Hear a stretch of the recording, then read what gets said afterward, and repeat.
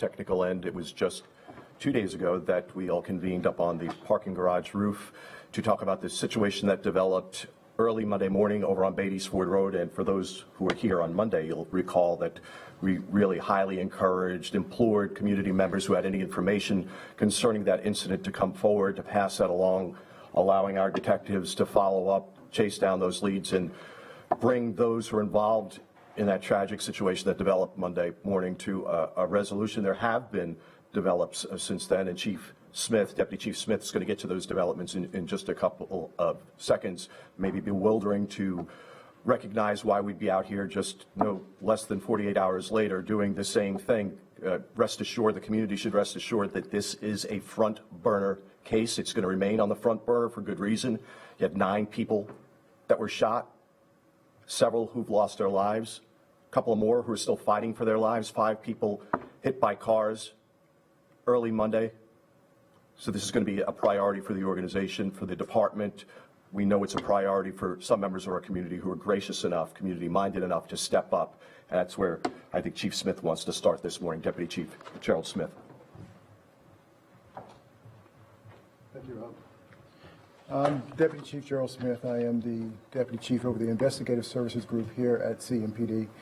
Thank you for coming out for the follow-up here on the shooting on Beatty's Ford Road. I'm going to start off by giving out the bad news, and that is the total number who have succumbed to injuries from this incident is up to 4. There was one more who was in critical condition, and they still are in critical condition. But with this community's thoughts and prayers, they have moved to a stable condition as well, too. And we hope and we continue to pray that their condition continues to improve and not go the opposite direction. I'm going to start off by talking directly to the families, because it is our obligation here at the police department to actually find and hold those responsible accountable for what happened out there.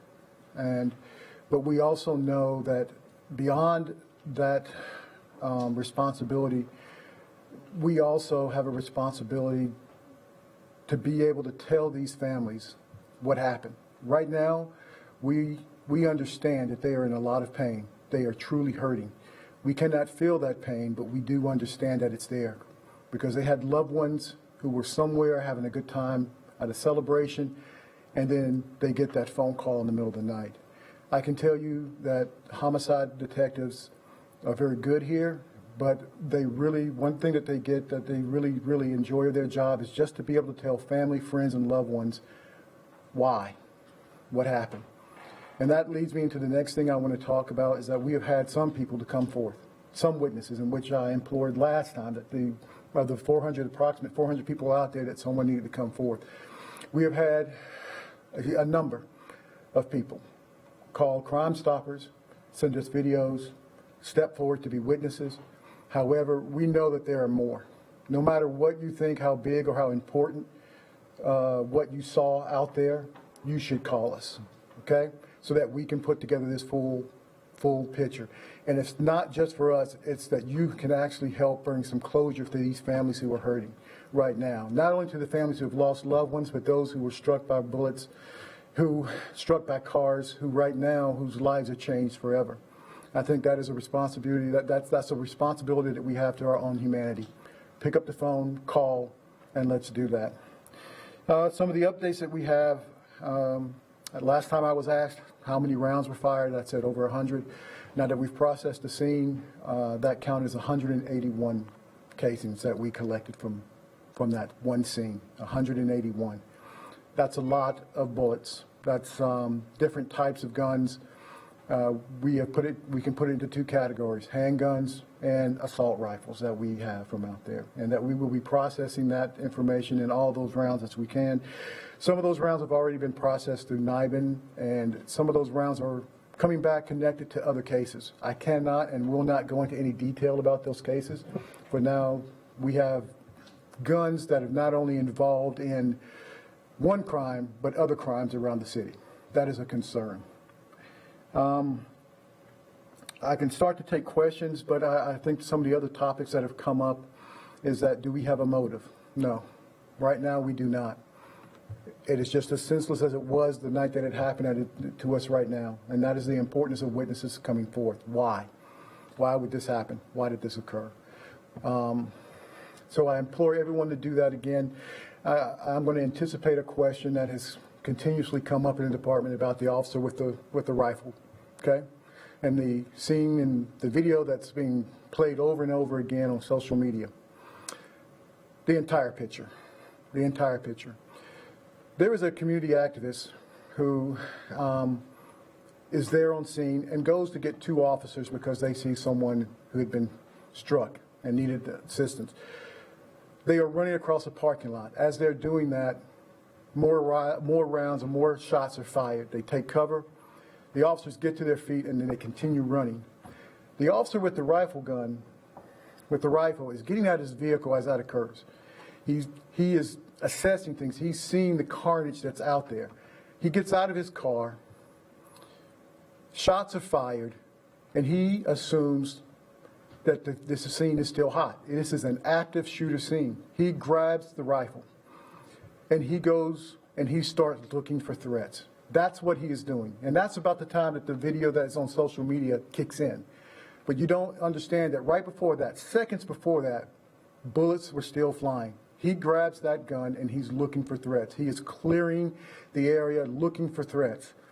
I think that should build confidence in this community, not only in this police department, but also the other police departments around here. It wasn't long ago that we had an active shooter at the University of North Carolina at Charlotte. The officers out there on that campus did the same thing. They did not get in their car and wait. They did not leave. They did not wait outside. Just as this officer did, they went looking for the threat. And I think that doesn't build confidence in the organizations around here, the law enforcement organizations here. I don't know what is. You know that the officers that, if you're involved in an active shooter situation, our officers are coming in. They're coming to make it safe for you. So I just wanted to say that because I think that officer did an outstanding job for the situation. He did what he was supposed to do. He did what everyone in this community expects us to do. So at that time, I'm just saying approximately 400 people before I start taking questions. And I speak to you directly right now. Come forth, please, please. If not just for someone interrupting your ability to have a celebration, but for the pain that these families are feeling, for the comfort of our own entire community that we need. So please come forth. So at this time, I'll start taking questions. From the witnesses that have come forward so far, was this a planned shooting that was going to take place that night, or was this something along the lines of people just started shooting randomly after an incident that happened there? We're not looking at it as it was premeditated at this time. I don't think anyone could have anticipated Juneteenth celebration continuing for 3 days. So, but we don't eliminate any possibilities at all off the table right now. But right now, there's no indication that it was premeditated. Did the witnesses give you anything that points to any suspects? There are some names that have come up, but at this time, we're not going to be able to give out those names because the investigation is still full blast. And like I said, we will say this, and I'm sorry I didn't mention it earlier, but we do believe that there were multiple shooters at this point in time. Multiple. How many guns have you identified? I really don't have that number, sir. And what I was saying from the casings that were out there of the 181, we're just saying right now there were multiple handguns, multiple assault rifles. So you can go through the gamut, 380, 45s, 9 millimeters. There was 40 cal. There's all kind of rounds out there, all kinds. How many witnesses have come forward since your plea on Monday? I'm going to say not enough. But to those who have come forward, thank you for your courage. Can you give us a ballpark, a range? I'll say that about 20 calls have come into to Crime Stoppers, but there's some others as well too. But I want others to find that same courage. Chief? Is it unusual that so few people have come forward, and if so, why do you think that is? I don't know why it is. I don't know if they don't think that what they saw was valuable, or if they know something more that they think is going to come back on them. You know, you can call, anonymously, you can call Crime Stoppers and leave that information. You can do that.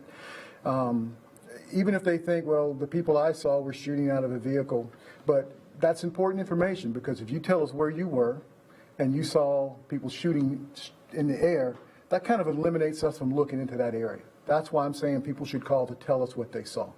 You know, sometimes it's not about just identifying the shooters, but sometimes it's eliminating things that are not important or not relative to the entire scene. And you're talking about 4 blocks here. We've got to do that as well in this entire investigation. Gerald, there's been a lot in the last month that's happened around the country, around the world. What about the level of trust? What is your sense of the level of trust between the community, those people who are out there, and the police?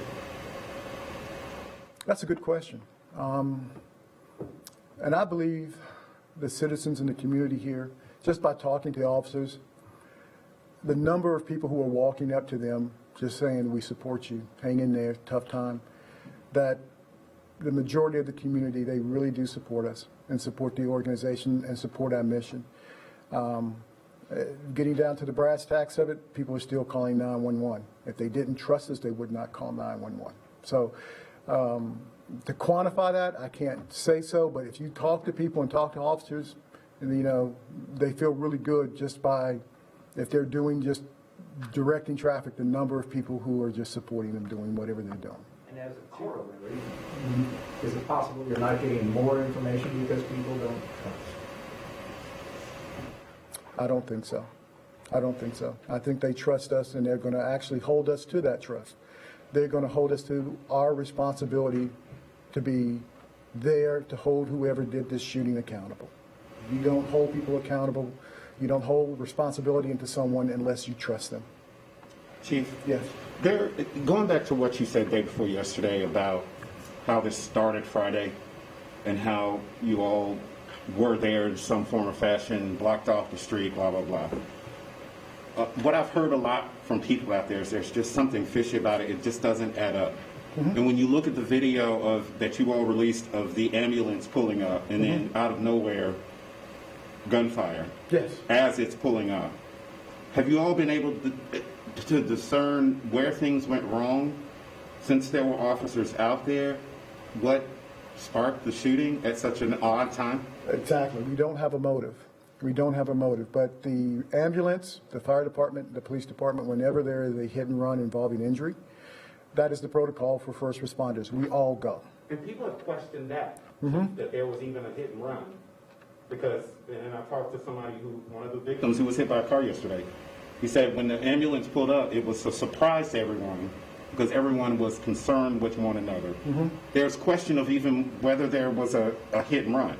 There was. There was. There Okay. was. But there's no way that I would release that victim's name right now in this Okay. environment. But yes, there was a hit and run. There's no way around it. Can't wish it away for those who want to say that there was something else there. A lady got hit by a car that kept going. And that's why we came. That's why the ambulance came. That's why the fire department came. As far as the timing of the shooting, I don't know. I don't know. We don't have that motive. It's just a senseless act. We have no idea. That first victim that was hit by that car, do you know if she was hit by the people who were doing the spins and the tricks in the street? Is that when she got hit by the car? Was she just... My understanding is that particular person was hit, it was on LaSalle Street, and that is the direction in which the ambulance was going. That's my understanding. Now, I'm glad you bring that up, just to clarify things that one of the victims who died on this scene was not shot. They were actually hit by a car that ran them over. Okay? Does it appear that the victims who were shot were caught in a crossfire, or were the shooters shooting into the crowd? Looks like they were shooting into the crowd. Were they directing or looking for someone particular? We don't know. That's why we need people's help. So, you got a lot of people who were hit. So, I don't think that I can say definitively until the investigation is over what these multiple shooters were shooting at. If not each other and other people were just caught in between, I don't know. But the investigation, we are looking for that to uncover all that so that we can actually tell people what happened. And those are the kind of questions that we need to be able to answer and to be able to tell these families. That's exactly what one of our goals are. Thank you. So, Chief, since there's no motive, does that mean you all don't know who you're looking for yet, or do you have people in mind? Well, there's some names that keep popping up. Have we reached the point of saying they're suspects yet? No. Possibly subject of interest? Possibly. But there are some names that have popped up. But Is the connection with the other crimes and those ballistics that you all connected, is that helping in any way? it doesn't connect the people. Well, the ballistics connect the weapons, okay? And that's what I'm saying. Some of the rounds and the casings out there were fired from the same gun that were involved in some other crimes. Doesn't necessarily connect the people, but it helps us point towards people, okay? We know that there's some guns out there that were involved in other crimes. It helps us to connect the people. We don't know whose hand that gun was in at the time. Some people we've spoken to on Beatties Ford Road have said that they're having a hard time believing that this act of violence was committed by people that live in the neighborhood or live in Charlotte. What's your response to people that are having a hard time coming to maybe that reality that there were people in this neighborhood that did commit it, or? We don't know, but we intend to find out to let them know. Yes, it's a bad mark on that neighborhood and that community completely, that one that's already has some issues with violence. It's one of our violence, our areas of concentration that we're looking at. But to be able to say definitively that someone from there did it, we can't say right now. We can't say. Have you interviewed those people of interest yet, or possible people We of are interest? conducting as many interviews as we can right now. We've got a squad upstairs right now who, they're putting in the hours. They are putting in a lot of work. As things come in, making sure things are processed. Our crime lab, like I said, taking 181 casings and putting it into the NIVEN system, they are doing that. They are continuously doing that information so we can get the bigger picture. To clarify. Sorry, you can go ahead. Should CMPD have intervened earlier? Do you feel like a block party of people doing donuts, would you handle it differently next time? I don't know if anyone could have known this was going to happen. Juneteenth has never risen to this level of celebration in this country's history. Never. No one could have anticipated that the Juneteenth celebration would have happened not only on Friday, Saturday, and Sunday. But, it's one of those questions, what would you do now if you knew then what you know now? Would you have done things differently? And I think the captain had a very good plan that getting the vehicles out of the road, and right before this happened, he was actually down the street gathered up with some officers to actually do the same thing. We're going to block off the road. The cars who are doing the donuts, they've got to leave, okay? Would that have prevented it? Don't know. But the officers and the captain who was out there, he was coming together with a plan right before this happened. Before you came in, there were screens up there showing cameras all over the city. It's no surprise that CMPD has the ability to look at hot spots around the city. Was there any police video of this area that night? Not that I know of. Not that I've looked at it. We have body-worn camera video, but even if the cameras that you're talking about are DOT cameras and things of that nature, compared to the number of video phones that are out there, that's just a few cameras. And that's why we're asking people to come forward. There's a lot of good video that's coming forward, like the video that was shown of what actually happened with the officer with the patrol rifle, showing that he is looking for the threats. That's what he's looking for. Camera couldn't have caught that. DOT camera couldn't catch that. But everyone who has a camera right now, yeah, we really want to look at that video. Because even if it's before this incident occurred, there were a lot of people who were walking around there open carry armed, okay? There were a lot of people who were armed already. If you've got video of that an hour, 2 hours before that, we want to see that. We want to see that to see if we can identify that person. We know that there were armed people out there prior to this event happening. So. Chief, thank you. Yeah. Thank you. Can I just ask you one, just to clarify? 9 shooting victims, 5 people hit by cars. 3 of the shooting victims have died. 1 of the car crash victims died. Correct. Thanks. Is it possible to confirm how many people are still in the hospital or injured? I do not know that. I do know one. I know the one I spoke about earlier, but the other ones who were struck by rounds, I do not know. Thank you, Chief. Thank you, guys.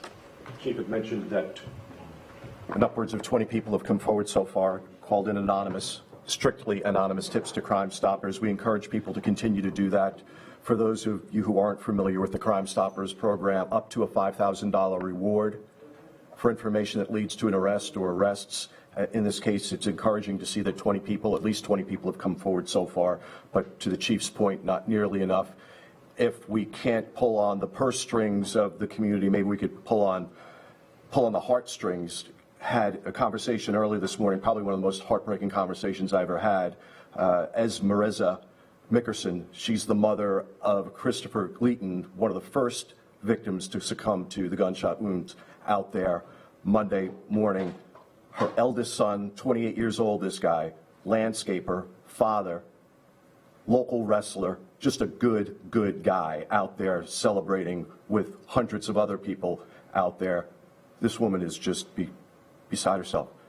Cannot begin to imagine what this woman is going through this morning. I'd love to say that she's planning a funeral. I can't say that she's planning a funeral because they're so destitute right now, that family, they can't afford to bury this young guy, 28 years old. So if, we could talk about the percentages, we could talk about the stats. Think about Miss Mickerson. Think about Christopher Gleaton. What did he commit? What kind of crime did he commit? He went out there to celebrate just like hundreds of others. And he's not with us here today, along with 3 others. And it's just flat out heartbreaking. Keep them in your thoughts and your prayers. Continue to keep this on the front burner if you could. If anyone in the community has any information, we highly encourage you to pass that information along to us anonymously through Crime Stoppers. Anything that we need to address independent of this, we could talk about offline, guys. Appreciate everyone.